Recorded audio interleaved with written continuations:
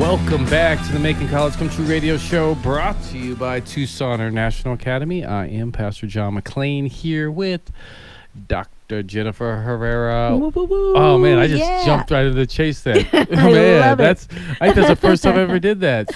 So in case the people don't know, she is the superintendent of Tucson International Academy, a former Tucson Unified School District educator, which it's one of my favorite things about you is that you're a former educator, because it's just like you're not a former educator. Once an educator, always an educator. It's like being a Marine. And she is also the author of the book Making College Come True, 10 Keys to Success. If you haven't got your copy at Amazon yet, shame on you. I have my copy sitting here on the desk. And also she is still the newest talk radio show host in the city of Tucson. Yes. Man, and I'm happy about it. And that's just, I want to think that's just like touching, scratching the base of kind of all the titles we could probably really get into. But this is Humble Tuesday, right? Humble Tuesday. Humble Tuesday. No, Thursday. Yes, This is Thursday. Even though actually this will air Sunday, so it's Humble Sunday. Humble Sunday. That's right. Humble Sunday. Yes. We're going to go into the future now and be humble in the future. And we will. And we have an awesome guest here in studio with us. She is the English language and what's her title? Coordinator with Tucson International Academy. And for those who didn't get enough of her last show, you are in luck. We have more of her. So introduce our guest today, please. We have today with us Janette Cannon. Woo! Yeah. Thanks for having me back. Crowd goes wild. Absolutely. We're like, where's your book? Yeah, we are encouraging her to write it down because boy, does this girl have stories. Yeah, I'm excited to talk about it. Exciting ones. Yeah. Thanks for having me. Yeah. So talk a little bit closer to the mic. Let's act like the mic's like your first boyfriend. You're comfortable with him, but not that comfortable. Yeah. That was a good one. Yeah, thank you. So this would not be the Making College Come True radio show if we didn't ask, the kind of the surface questions that we all love to hear, particularly in us helping educate our listeners about the process of college and getting in and participating and what's possible. Definitely, you're a shining example of that.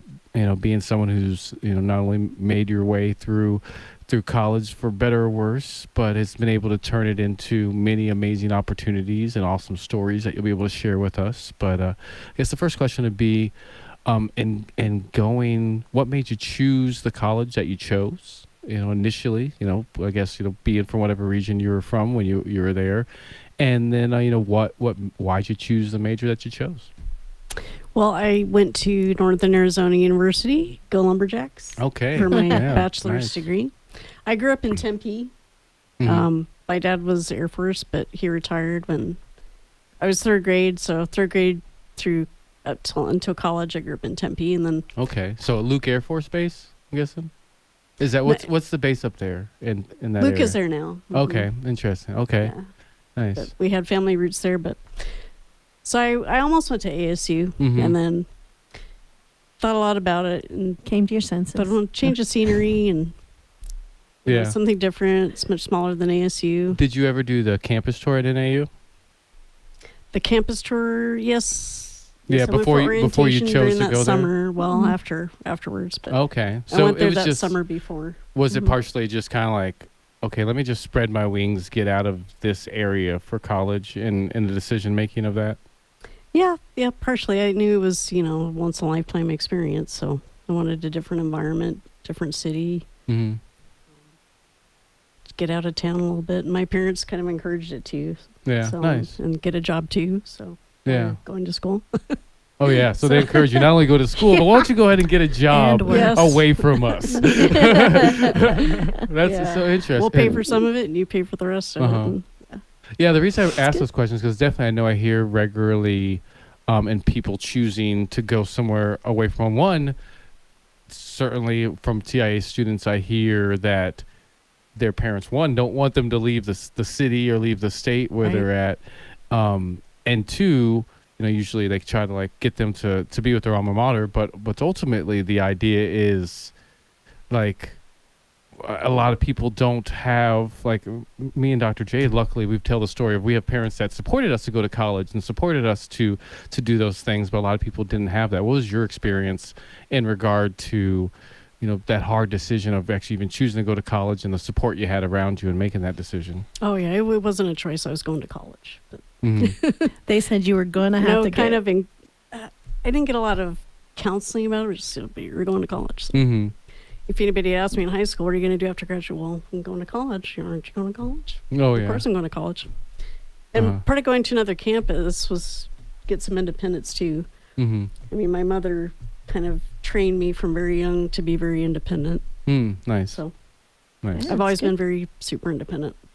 And I was shocked when I went to college. I'd go do my laundry, and there were kids. They didn't know how to do their own laundry, run the laundry machine. They're like, can you help me? I'm like, yeah. You don't know how to do the laundry. Sure, I'll show you how to do the laundry. Nice. Yeah, so there's some skills that you do definitely need from your parents before you move on in life. And I think it's a positive thing to teach your kids how to do laundry, how to manage some money, maybe not every single bill right away, because you might botch that up and mess up credit, but just some forms of independence in life skills. And that really is up to the parent. I mean, schools can only prepare so much, but parents, you have a huge role. It is a huge thing for you to help your child get, first of all, a license, a driver's license, so that if there is a need, they are able and legally able to drive and safely drive, because by getting your license, you have proven you have the ability to control that vehicle. And then laundry, of course. Well, I was fortunate. My dad was military. My mom was a nurse, so trained So, to be very you're square from responsible, head very to independent, toe. very organized. Yes. Well, that's a big one. You mentioned the nurse. It's like a lot of people, one of their biggest first things is when they get sick at college. Because when you're sick, you're down, and you don't really know anyone well enough to say, hey, I just puked. Can somebody else clean it up? You got to clean it up. And it's just uncomfortable, and it's personal. And so then you tend to say, Mom, I'm sick. What do I do? And they need us. It's like, just because they go to college doesn't mean you should like shut them off of all your support. They still need your support. They still need your encouragement. They need to parent to say, hey, after you clean, you're going to need to disinfect, and even to go up and to help them through that sick time.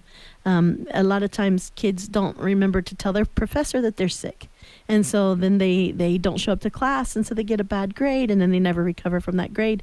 They end up repeating certain classes or even failing out. And that's a hard part of college, but every kid goes through it, because in 4 years, you're probably going to get sick at least once. And that's a different experience when you aren't right there with your parents who can take care of you and point you the way or drive you to the doctor or get medicines or let you have the comfort of your own bed at your home. And I don't know. I guess I won't dig into another question because we're about 30 seconds before we go to a break. But I definitely, when we come out of the break, just a teaser. We're gonna do it again. Tease. When we come out of the break, we are going to talk about why you chose the major you chose. We're not even going to tell them what major you chose, but we're gonna, after the break, you will hear what major she chose, why she chose that major, and then we'll hear about what she did with it. This is the Making College Come True radio show, brought to you by Tucson International Academy. I'm Pastor John McClain here with Dr. Jennifer Herrera. We'll be back right after this break. We now return to the Making College Come True radio show, brought to you by Tucson International Academy. Hello, welcome back to the Making College Come True radio show, brought to you by Tucson International Academy, right? That's yes, one, sir. Tucson International I have to, Academy. Slow down and saying it so I don't mess it up. Every now and again I flub on it. But yes, Tucson International Academy. There are 4 locations around the city of Tucson. If you did not know, if you're looking to make college come true in your child's life, go to TucsonInternationalAcademy.com. Yep. And yes, sir. If you go there, there's phone numbers, there's information, plug in. It is what I describe. I mean, and I think at this point I'm almost like an aficionado of an outside observer of Tucson International Academy. But it's, in my opinion, it's the private school experience that most people can't afford. Yeah, it really is. Charter schools are unique. You know, you were allowed to make the curriculum fit a specific audience or a specific topic or a specific way of thinking. And I love it because it gives parents a choice. Mm-hmm. You know, parents, you do have a choice for free public education. Now, charter schools are public education. Mm-hmm. It's a misunderstanding that it's not. It is public because our taxpayer money goes to fund the schools that are charter. Mm-hmm. And so our 4 schools are funded by the state of Arizona. We're responsible and accountable to the state of Arizona in every way, shape, and form that the large districts are. Yeah. And Yet they get this level of quality and care. Sure. And I mean, like it's from what I can tell, I didn't go to a college preparatory school, but like this college preparation, unlike anything you'll see in the public school experience that I got. Yeah, we're more able to do it because our senior class is like a total of 25 to 30 kids. So guess what you can do with seniors when you only have 30 of them versus like 300 of them in the large high schools. So we're equipped that way to give that specialized attention and help kids, get the academics they need. When it's small, I mean, you have a greater amount of accountability. Yeah. And so small is can be a very powerful thing. It's not for everyone. Some people do much better in a larger setting for whatever number of reasons, but we are a choice.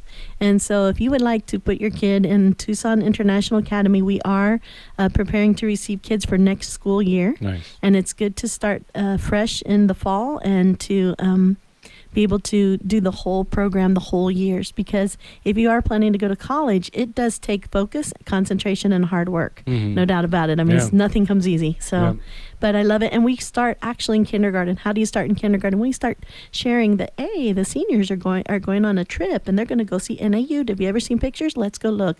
You go on the internet, or you have a little book. We have a book of lumberjacks, Janette's favorite. And we read them the story about the lumberjack going around showing all the features of the campus at Northern Arizona University, NAU. Nice. And it just is an exposure even at kindergarten level. And as you saw with one of our students, she said the first time she heard about going to college wasn't at home, but it was actually in kindergarten at our school. Yeah. It works. And I feel like matters. I've heard that a few times, and it lights me up every single time, because I'm not I'm not surprised. There's just so many.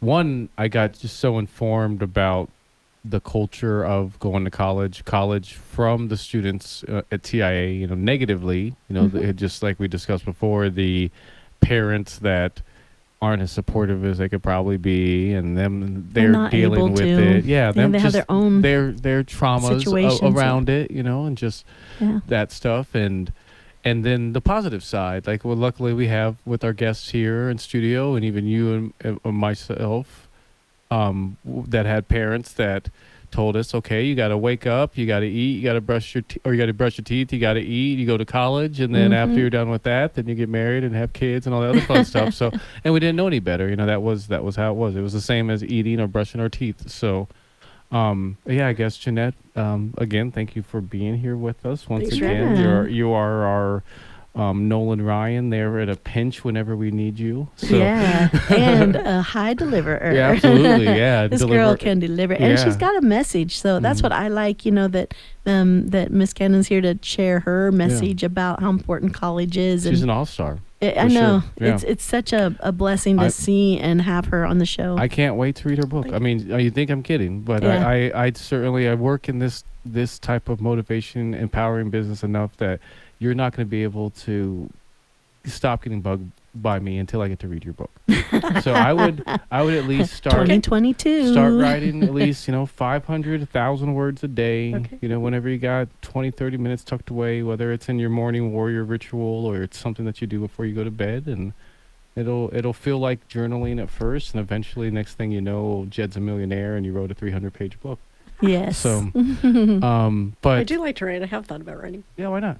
Why not? It's for me. I started with my book right when coronavirus started, as a level of therapy to kind of just deal with everything. And and then now I'm a published author and working on my second book. Awesome. So Congratulations. but let's talk about the book that is your life, and particularly what made you what degree did you end up choosing to give our teas to our listening audience? And why did you choose to go down that path? Well, my major for bachelor's was elementary education, Mm. and I also got my master's in bilingual multicultural education. Okay. As a kid, I remember my mom would talk to me about it and kind of ask me, what do you think about being a teacher? I think you should be a teacher. Mm-hmm. I've always loved school. I was always teacher's pet. Yeah. I always Okay. loved my teachers. My teachers loved me, Huh. Interesting. even through college. You're good at it. I've always loved going to school. I got my master's. Do you remember how old you were when someone first asked you, okay, what do you want to be you grow up? And you said, I want to be a teacher? I was pretty undecided, but teacher was definitely What was on the and short then- list? What was on the short list? Because I know we hear from Brian Beebe a lot that it's marine biologist Yeah. and Doctor. and Everybody wants to be a veteran- doctor. And veteran for little girls Yeah, is a veterans. very common one. Uh-huh. So Doggies. were those on the list? Well, I kind of thought about genetics just Okay. because I was really interested in it. And one of my favorite teachers, Mr. Greenhall, Oh. high school biology. I just loved that class. He was awesome. Yeah, you would have had to. Still remember it today. I don't know if I Yeah. could tell. I think I can remember Mrs. Richardson. I- Yeah. I can't remember my science teacher's names because I didn't like Yeah. science. And he would dress in a suit. He's a chloroplast kid one day. He's Oh. This was high school, but we still loved it. Well, that's cool. Oh, that's And awesome. Slicing Yeah. amoebas. And Mm-hmm. Mm-hmm. so science was a definite interest. But Okay, so that even though, so that science teacher, he kind of was one of the cogs that kind of put that wheel in motion, and you being a teacher and going down that path. yeah.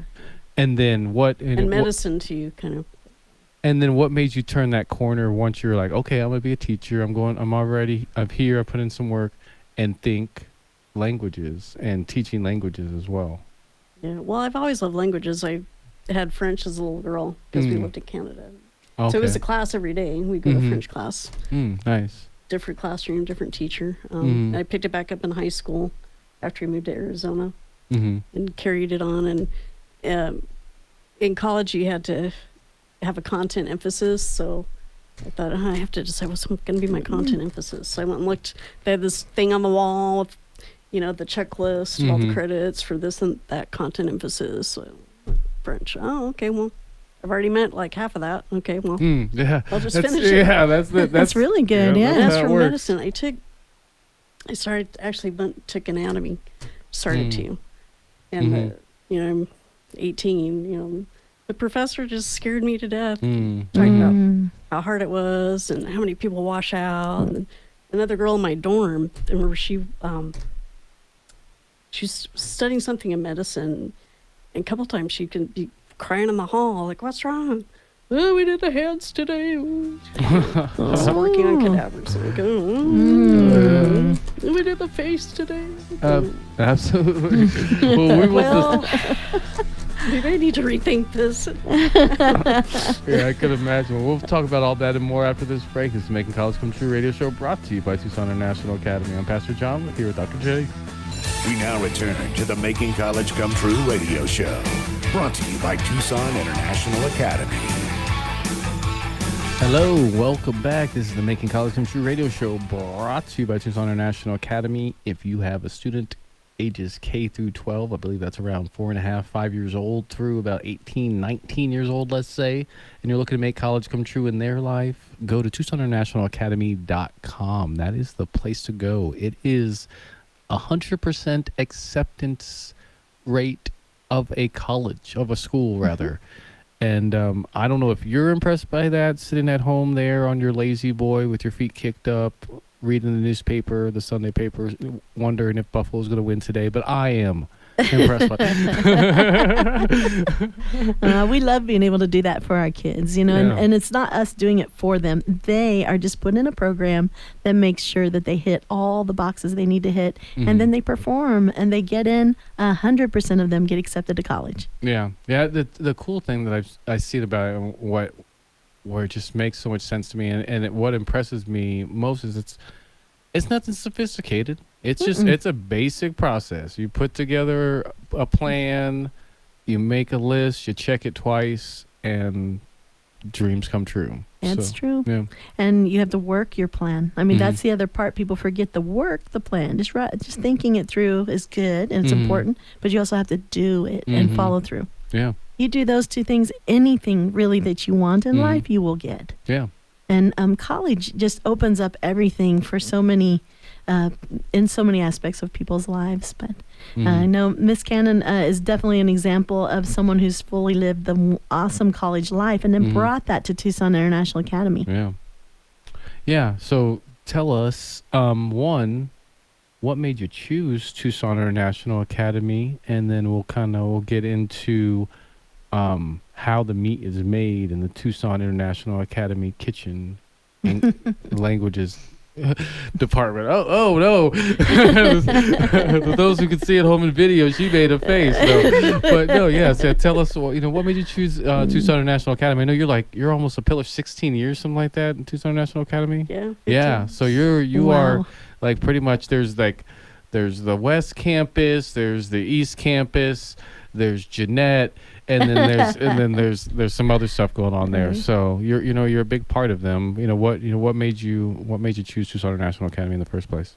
Well, I really like the mission and the vision of it, and I've known Dr. J for many years, and know her story and her dreams, and which I think are just great. And she's got a heart for helping kids, and I do too. I don't have my own kids, so the TIA kids are my kids. Yeah. For sure. Yeah, I've seen that. And with her too, the TIA kids are her kids. That's right. Yeah. And what you say that like you see the vision and you believe the vision. It almost seems like and it's funny enough, like I've seen enough people that I could make this statement. It almost seems like a shared vision. Like there's something that like Tucson International Academy does that is like your dream as well. And with Tucson International Academy, it gives you kind of the vessel to carry out that dream without having to kind of recreate the wheel on your own. Is that an accurate statement, or am I off on that? Yeah, it does have so many opportunities. You know, it's just it's its own entity, and I've seen that shape and transform over the years, and it's just got a lot of potential. And our kids, our families keep coming back. Year after year. Yeah. And what was it about, I guess at this point, what have been some of the transitions that you've gone through? And I mean, I think last year we talked about, kind of it was a different type of job that you had prior to Tucson International Academy. So I'm guessing there's kind of maybe some growing pains and some kind of transition in working at Tucson International Academy and how you adjusted to that. Yeah, I've been the EL coordinator for the last several years, homeroom, elementary teacher for years. And we, the state has implemented more and growing mandates on English language learners. And so that was a definite need. And also I'm a reading specialist. My professor Fontevilla many years ago. And she was right on. She's like, I was getting my master's, and she said, okay, so take these courses, and then you'll have your reading specialist and your English learner endorsement. She was right. Yeah. And TIA needed that. And of course, with the increasing, high stake testing and the Arizona merit, really need to push the third graders and prepare them to take tests. So it's part of my new and growing program is to help train and prepare starting from third grade for the tests. They have to pass the ELA test where they get retained. So it's all about academic rigor is the big pressure, which, it's really not a pressure. We are able to do academic rigor. It's not a problem, evident and 100% being accepted to college. However, the way the state measures it may or may not be equal to one's program. So we have to constantly monitor our programming, our planning of what curriculum we're going to implement, and then how do they test for that English proficiency. So there's certain things that the test focuses on that you definitely hit, but maybe to pass that test, you need to focus even more on a certain aspect of the English language, because, languages are vast. And so what is it that our state values? And then once we learn that, that's what Janette is an expert in, is she is an expert in knowing what they require to demonstrate proficiency. And once you know what the target is, you can aim better and you can hit it. And then that's when she comes along and creates the work for the different, she has, think like 4 or 5 other people that she oversees that are doing the English language training for our kids, in addition to all the teachers who have an aspect that they must also do in their regular classes. So I just love it because she just does it without even thinking. And sometimes when we ask her specific questions, she's like, wait, I have to separate this out. But it's because it's so ingrained in her. She knows her content. She knows what is necessitated. It was my master's program, so now I get to grow, in my profession and career and implement these things. So it's got to be fulfilling. It's a great experience. It's neat. Yeah, and the teaser this time is, I'm going to ask you after the break, the difference between being an educator and this role, like working kind of in a different part of the kitchen in a way. So I look forward to hearing your answer on that and so much very more. And it'll be our last segment for those who are listening. So grab your popcorn, go potty real quick, get all that stuff done. But this is the Making College Come True radio show, brought to you by Tucson International Academy. I'm Pastor John McLean here with Dr. J. If you're looking to make college come true in your child's life, go to TucsonInternationalAcademy.com. That's K through 12, 4 different campuses all around the city. As you can see, they got all different stuff for what you're looking for, particularly making college come true in your child's life. So go to TucsonInternationalAcademy.com today and prepare yourself for the next semester so you can get your child into Yale or U of A or NAU. I keep hearing something about that, something like that. Right on. We'll be right back. We now return to the Making College Come True radio show, brought to you by Tucson International Academy. Hello, welcome back. This is the Making College Come True radio show, brought to you by Tucson International Academy. I'm Pastor John McLean here with the Dr. J. I don't know who you guys are thinking of, but I got the Dr. J here in studio with me. Famous basketball player, in my own mind. In my heart. But Tucson International Academy is my throb. Yeah, for sure. That's your court. Yes. Your home court advantage in Tucson International Academy. And you're making the crowds go wild. Yes. Absolutely. I love to do that. Yeah. And we were talking a little bit during the break about something pretty cool. I mean, definitely from my standpoint, I'm excited to see you guys implementing this in Tucson International Academy because it's important, whether it's the arts in general or music that kind of moves us in a lot of different ways. You guys are talking about how you're going to be implementing that. So please tell me more about that, and then we'll do our segue from there. All right. Actually, I'll ask the teaser question after that. Okay. Yeah. What am I saying now? Say that again. So you're going to talk about the music program. Oh, yeah. Okay, well, music is great. So in addition to the academic rigor, which is a lot of paper and pencil, right? You're having to compute, you're having to write, you're having to kind of fill out forms. And, sometimes there's a part of every person, I believe, that doesn't like forms. Where can you be more creative? Where can you allow like some sort of a subconscious level of excitement and joy and creativity to come from? And we have found that, of course, art and music can do that. And so we tackle a lot of our art and music opportunities. Like when I say tackle, I mean we make them available through our Mandarin Chinese program and through our Spanish program. Yes, they learn how to conjugate verbs. Yes, they learn the tones, the 4 different tones of Mandarin Chinese. Yes, they learn about that, but that isn't the thrust of it. The thrust of it is enjoying the beauty of the culture, learning some songs, doing some dances. We have folklorico for Hispanic education, mostly Mexican folklorico, and mariachi, which is central to and specific to Mexico. But we're Mexico's neighbor. A lot of our families are related to someone in Mexico living here in Tucson, Arizona. The other thing is Chinese, which is far, far away. So we've taken a couple of trips to there. And how that brings in the music and the art aspect is that we do crafts. We talk about, origami is actually more Japanese, but Chinese do it too. It's just an art form, and it's really beautiful and it's really different. And unless the teacher knows what they're doing, they really can't teach it. So we have our Chinese teacher who is Chinese, who knows what she's doing, and she does beautiful projects.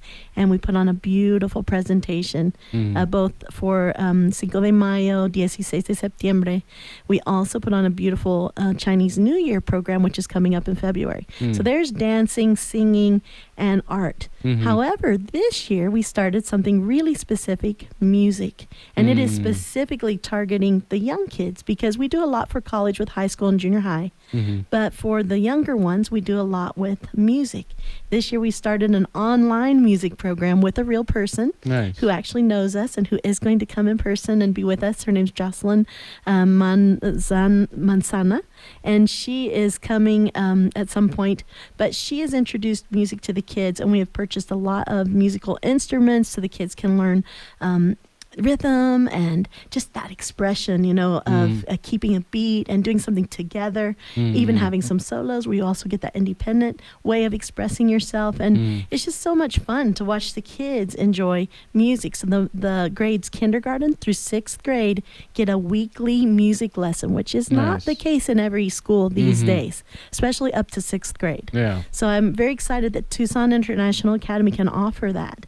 Awesome. And in addition to that, this wonderful, fabulous music teacher that we have, she is helping us start a ukulele program. There are a lot of good mariachi programs out there here in Tucson, and I wish I could duplicate one of those, but it has not come easy for us to find the teachers. But ukulele, all of a sudden, everything has opened to us for ukulele. So maybe we're going to be the Hawaiians. I don't know. But we have invested in lessons for ukulele for teachers, and we're offering it to the students. And so the upper grades or the lower grades can opt to ask if they can participate in ukulele lessons. They do them on their own, but we make a public time where they can practice and perform. Nice. So just over the break, a group of teachers did perform one song in front of an audience with our first ukulele performance. And Miss Cannon, of course, was part of that. And that's why we wanted to talk to you, Miss Cannon, about, I know your love of music because I know you. But when did you start learning an instrument, and what was that instrument? What grade? Grade. I started clarinet in 5th grade. Okay. We had a music teacher at school and sent home flyers with everybody one day. And had a list of instruments. I gave it to my mom. She said, "Oh, okay. Well, what do you want to play? Pick one." Okay.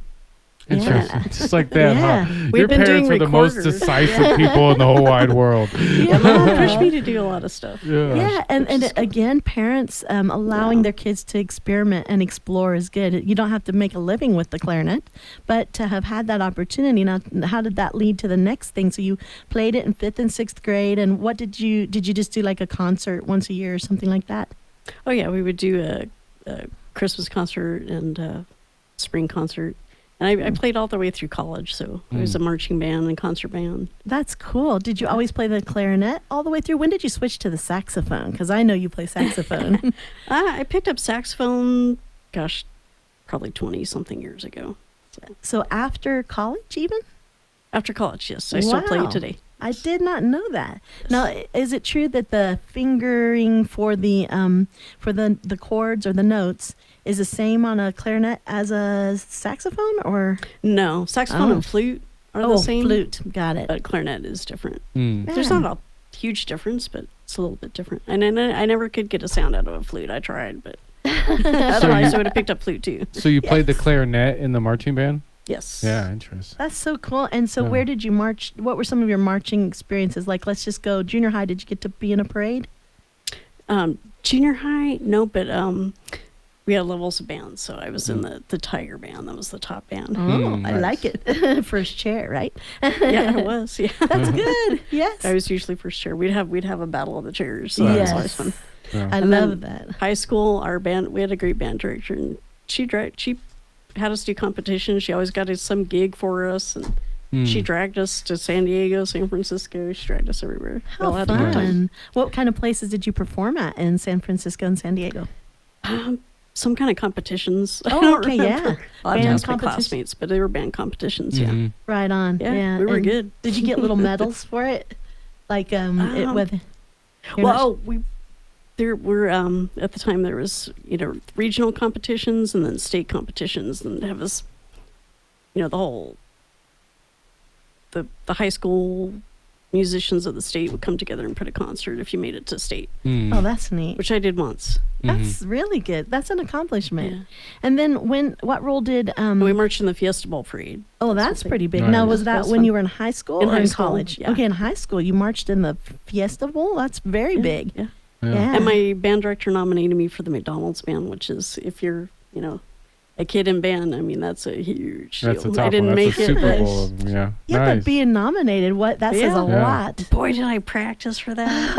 I tried my best. But Yeah. Yeah. it was still, good experience to try out for. Oh, absolutely. Mhm. And then just that you were recognized to represent, that Yeah. Yeah. band director, and also And the Lumberjack band, we almost got to. Okay, so play wait, half- so you did go to so this band stuff did translate into college?